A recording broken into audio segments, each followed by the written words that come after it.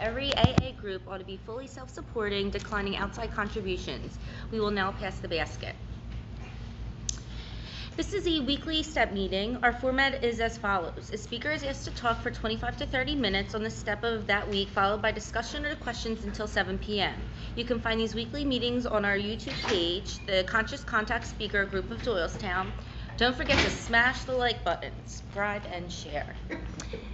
That brings us to the speaker portion of the meeting on this day of August 22nd, 2022.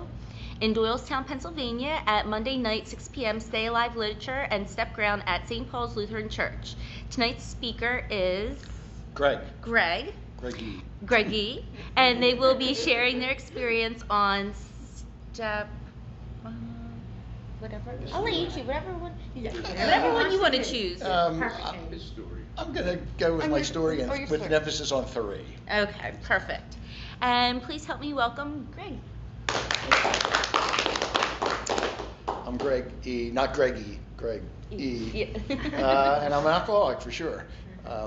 My home group is fog lifters up in New Hope, but I get around to the local Doylestown meetings too because I need more than one meeting a day. So I am about 6.5 weeks sober after many attempts. Carolyn knows part of my story. She's actually been to my house on the 12th step a couple of years ago. So I grew up in an alcoholic family. My mom was a raging alcoholic. My father was a functional alcoholic, if there is such a thing. He was an engineer. I think if you have 4 Manhattans at night in those 16-ounce glasses, that's probably get you there. You know. I remember one day as a kid, like I was 12 years old mowing the lawn and it was like hot out, and I came in, I'm like, oh, there's a big glass of iced tea in the refrigerator, and I grabbed it and started chugging it. Oh, it was a Manhattan. That didn't go well. But my dad always had Manhattans around. My mom was a really bad alcoholic. You start drinking until I was 16, and then it was geez, you want to split a 6-pack and get drunk, with friends and stuff. Yeah, I don't even think about 3 beers now.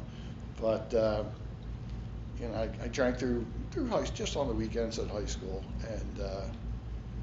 and then the golden age of the drinking age in New Jersey, being 18, came, and we would go over that river every weekend.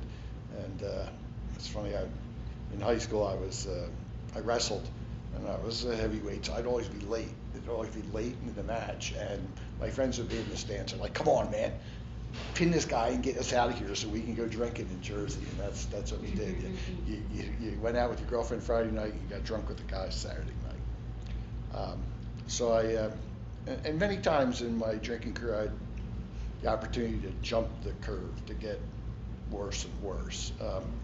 And one of those opportunities was when I went to Penn State, small conservative college. Not quite. But, and I wasn't a daily drinker then, but I did start on Thursday and stopped whenever the Eagles game was over on Sunday, and then slept all day Monday, and then tried to go to class Tuesday, Wednesday, Thursday. I managed to graduate, but not with honors. I was in ROTC at the time, so I went right into the Army as a lieutenant in military police, and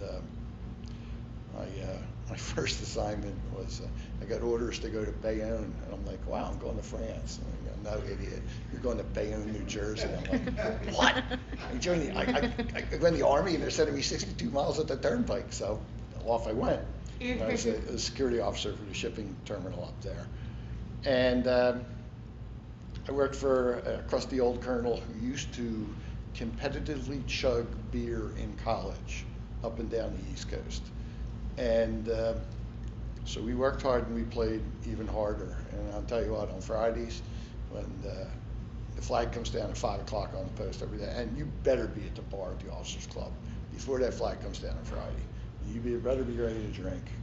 And when that club closes at 2, you better be ready to go to his quarters and keep drinking, because he would fill his washing machine up with ice and Budweisers, and that was his cooler. And that way, just take the beer out, run the hot cycle, and the ice would be gone. So a lot of drinking there. Then I jumped the curve again. I volunteered to go to Germany and I spent 4 years in Germany. And if you want to see a drinking culture, that is one, for sure. And the beer is way stronger. I remember my first night in country, I'm sitting out in a little beer garden with my sponsor eating dinner, and I'm knocking down a couple of beers. I'm like, I need to go to the restroom. And my sponsor looks at me, not my AA sponsor, my sponsor coming to Germany. And he looks at me and says, "Hey, Lieutenant, I'd be careful. You've had a lot to drink." I'm like, I'll be fine. I stood up and face planted right into the gravel. And so began my love affair with German beer. And it was great because you could buy it everywhere. You could buy it at the gas station. You could buy beer everywhere. You drive past a construction site, and the German construction workers would be out there in the middle of the afternoon, and they open their lunch bucket and bring out their half-liter bottle of beer. And so that's where I really started to become a daily drinker. I was a criminal investigation supervisor, and nobody wanted to hang out with us in CID. So we had our own bar, our own guest house, which we went to religiously every night. And it was kind of funny. The owner was an old retired German military police sergeant major, and yeah, I would cringe every time the phone would ring in there, and the phone would ring, and he'd look at me, and I'd go, and you know, and he'd tell my wife, "Yeah, he just left." And my wife would say, "It's pretty miraculous that you've always just left every time I call." I'm like, "I guess it's just good timing, She was very non-confrontational, and so I got away with that. So we came back to the States, and she was pregnant, so we were going to have our first child. So I did back off the drinking for a little bit, for a little while, and then moved around a couple more assignments. And I got out of the Army and went into pharmaceutical sales. And that was just pretty much weekend binge drinking until I became a manager in the 90s. And with that came planes, trains, automobiles, travel, corporate credit card, and an expense report. License to kill. So I would be in Marriott's 4 nights a week, and I drank a lot. And frankly, I had my expense report. I spent so many nights in Marriott's. I was like super elite, platinum life, whatever status they give you. And you get free food in the concierge lounge, and I'd go eat, garbage for dinner so I could go to the bar and then drink and then expense my drinks, because I drank martinis. And I used to stay up in Times Square all the time in that Marriott, and I would, around 2 in the afternoon, I'd tell my rep, I gotta get back to my room for a conference call, which is like the oldest trick in the book if you're a manager, just to end your day early, is to say I got a conference call. And I would walk across, I'd get out of the elevator and walk across the lobby, and by the time I got to the bar, the martini was poured with the blue cheese stuffed olives, and they were already out teeing up another one because they knew I was going to be banging them down. And eventually that started, I'm going too fast, not really. That started to catch up with my work, and my work started to slip. And then they started questioning my expense reports.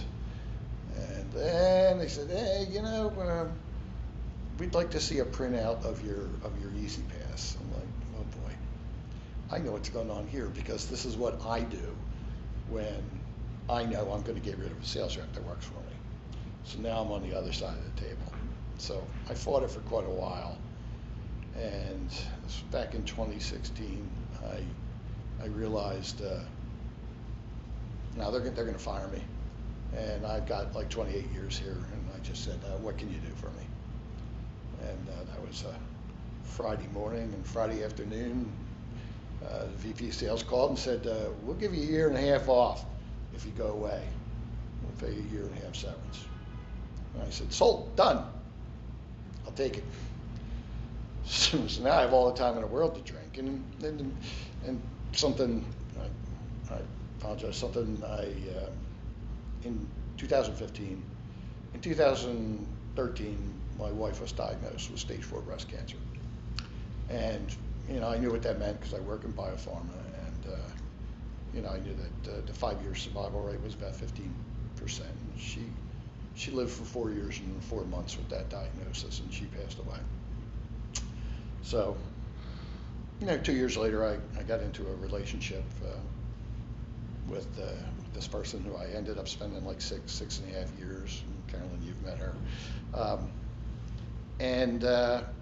So now I have all the time in the world to drink, so I'm going to go, but I got my real estate license, and I'm going to go conquer the world as a realtor. But, like, I'm a drunk now. Now I'm a daily drinker, not just nights. Like, I'm sitting at the, doing my shift at the desk where you handle the walk-ins and the call-ins, and it's like a 2 or 3 hour stint. I got to run out to my car like 4 times to chug a bunch of white wine, because I was a sophisticated drinker. Drank a lot of Sauvignon Blanc, but like the big cheap bottles and boxes at home. And I really got nowhere.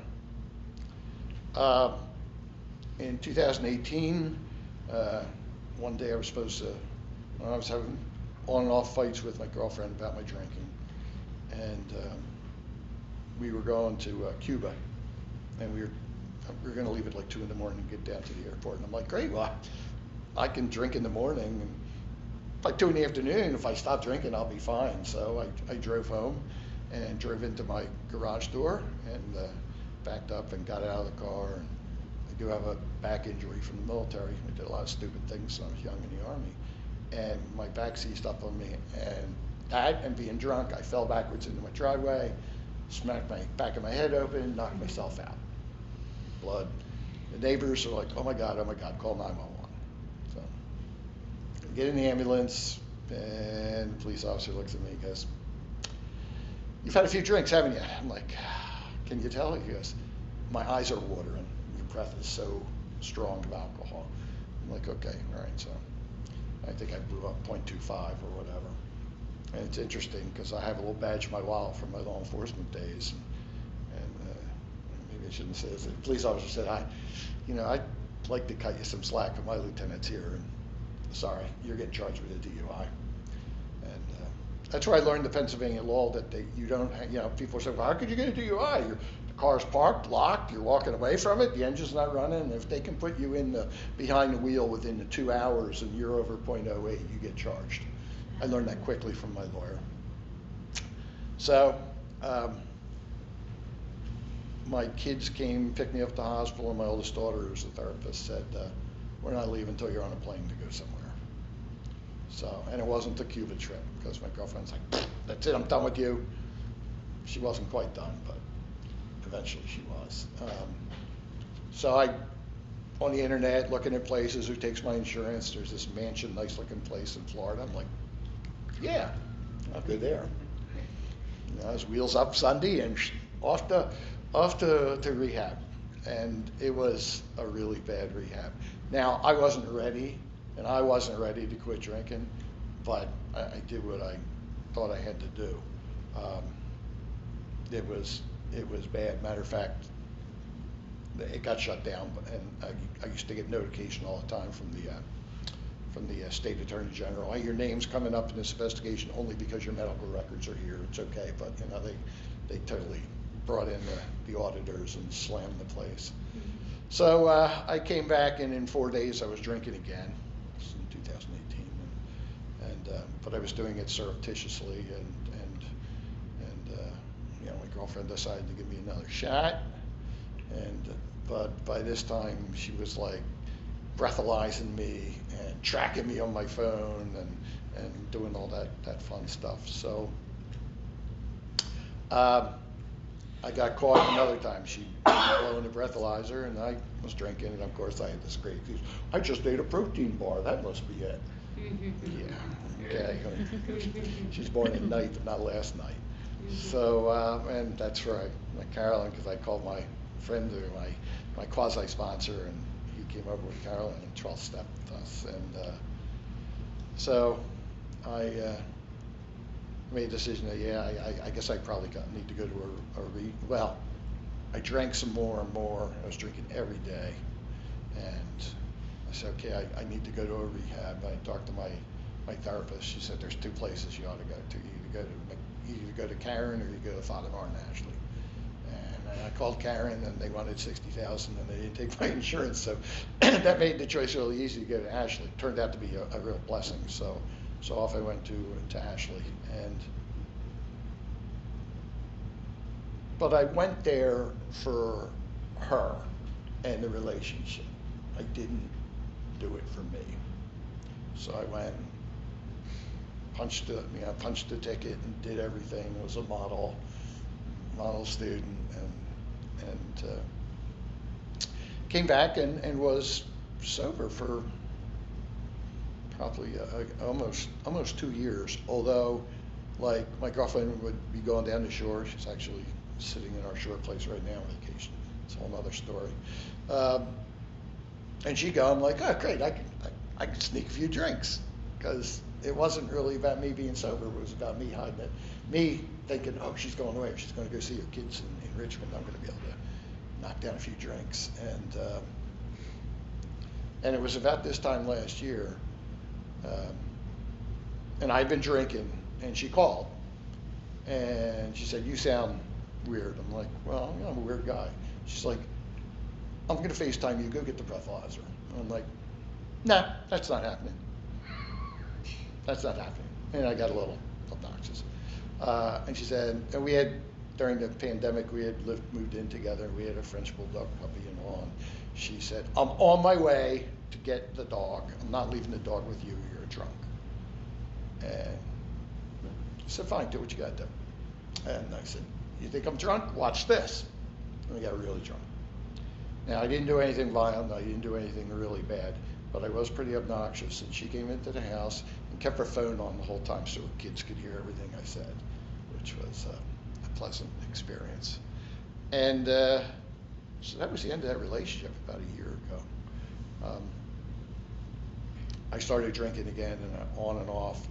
And then, I was totally devastated, because I had this thing. I'd never lived alone, not been in a relationship, and not drink. I couldn't cover all three of those bases. It just didn't work for me. So I drank, off and on, a couple of weeks sober, off and on. And then around November, I'm gonna drink. In the meantime, I had gotten a job, and it was really difficult to get back as a pharmaceutical sales manager. When I'm 65, I'm not exactly a spring chicken, and most of the district manager jobs require a company vehicle. And although I did the ARD program and I got my criminal record expunged, there's a little asterisk on my driver record. It just says DUI ARD, and that's so because they do truly expunge your total criminal record. But if you get another DUI within 10 years, they double down. They bring the first one back, slam me with the second one, now you got two. So nobody's going to give me a company car, and I fortunately, on my 61st job application, literally 64, I'd gone into like 70, I got an offer with, and I manage 2 sales forces, but I do it virtually. So there's no need for a company car. I do it from my kitchen table, which is kind of a trip. But, and that's what I've been doing for the last year and a half. So, but my performance started to slip there too, because I was drinking every day and starting in the morning.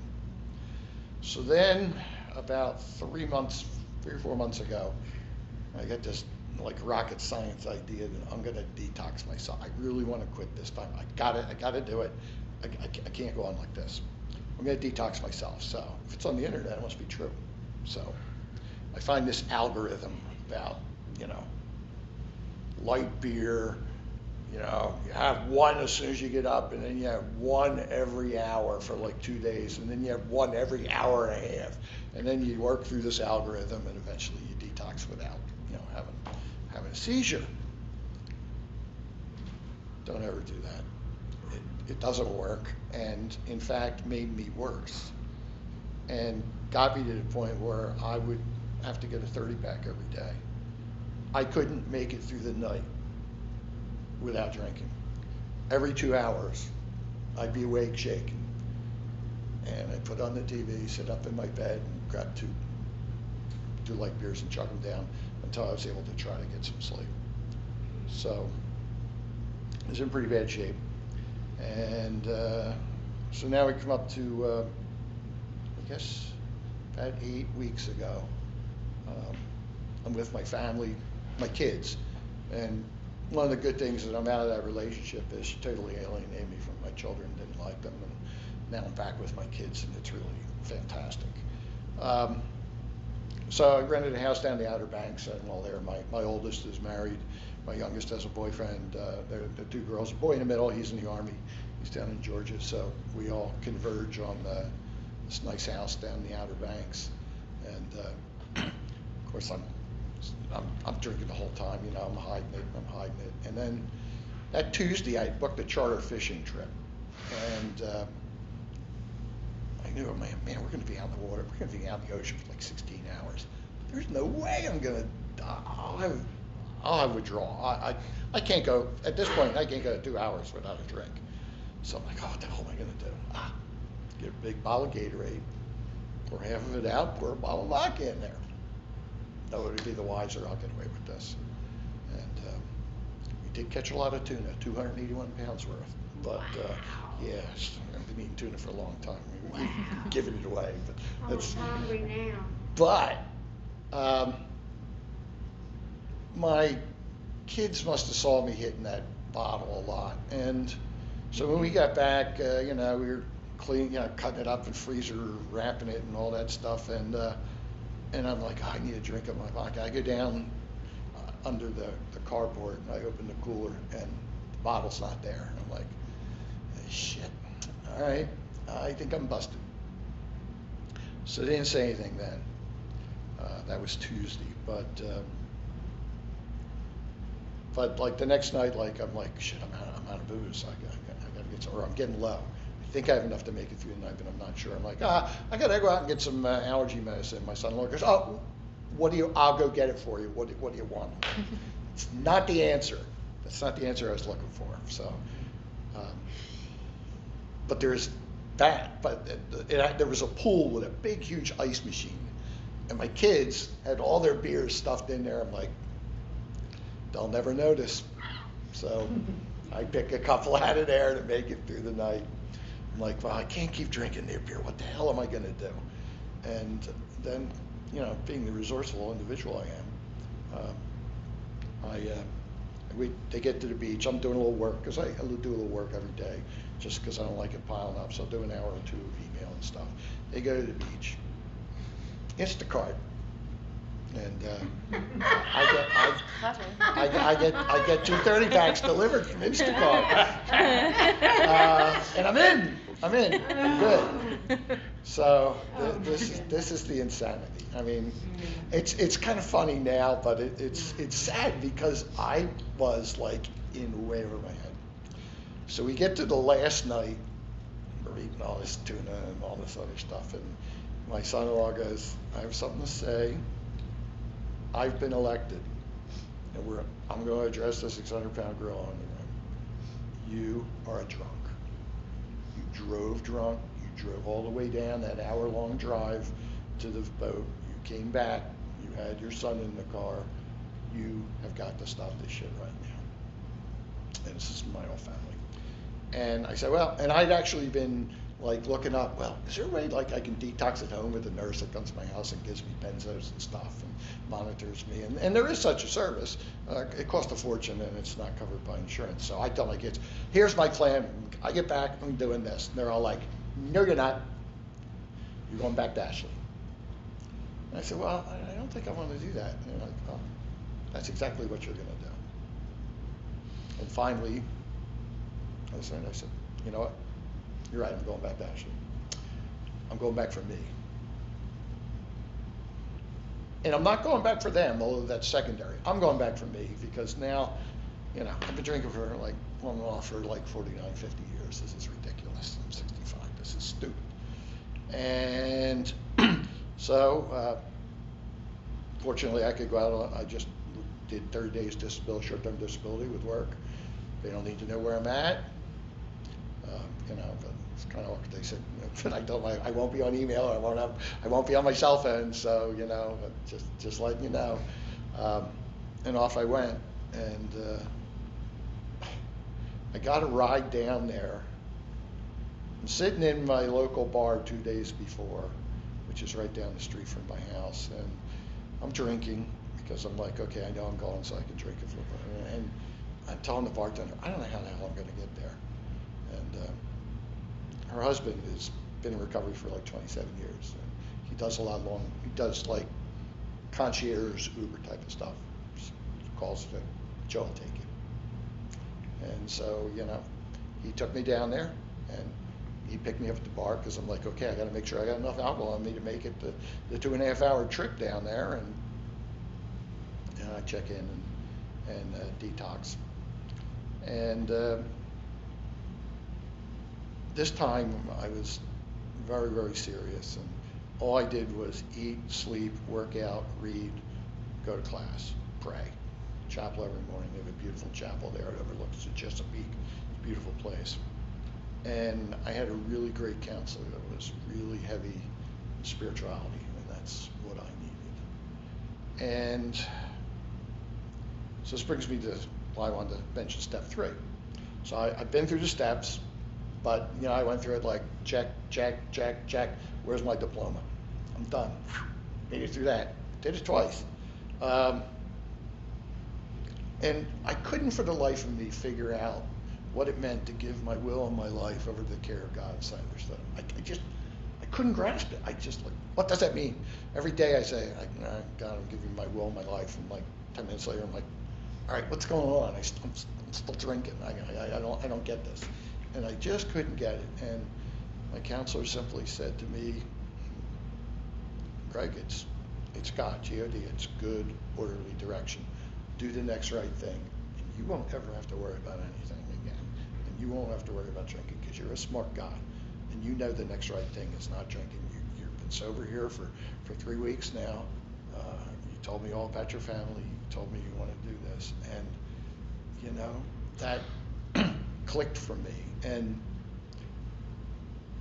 I was always jealous of people like, why can't I have the Bill W. White light experience, man? I want that. It never happened for me. But it kind of did happen because I would go pray in the chapel and meditate. And I was down there the next morning. I'm sitting by myself in huge glass windows outlook in the Chesapeake. And I really had a conversation with my higher power, which to me is God, and asked, please remove the obsession with alcohol and help me understand this. And, I opened my eyes and this huge bald eagle just soared across those windows. And I said, yeah, I think that's a sign. And so now I'm able to turn it over. I was never able to do it before. And now things that would piss me off just don't piss me off. My old girlfriend, she doesn't piss me off anymore. We're selling that place. And yeah, I'm getting my money out of it. And that's just the way it's going to be. But I just have this total new outlook on life. And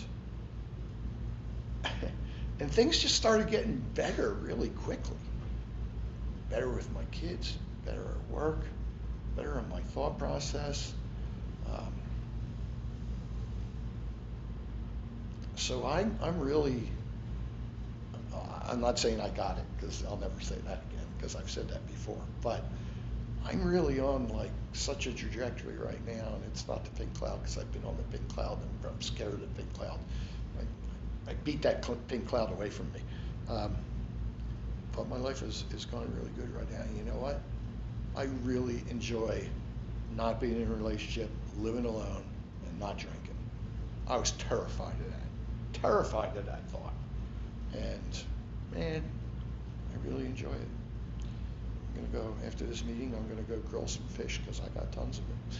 And a bunch of vegetables, and have a nice dinner, and watch the Phillies, do some work, and I'm working out again like a maniac. I'm teaching myself guitar again. I'm reading, and I'm going to meetings, and life is pretty good. And I'm just hoping it stays that way. Hope is not a strategy, though, so I got to work it. But I pray a lot, and for the first time, I think I understand the spirituality of this gig, and that's what I needed. That is what I needed. And so that's about it for me. I guess that's all I got to say. And thanks for listening. Hope I didn't go too long. Ooh.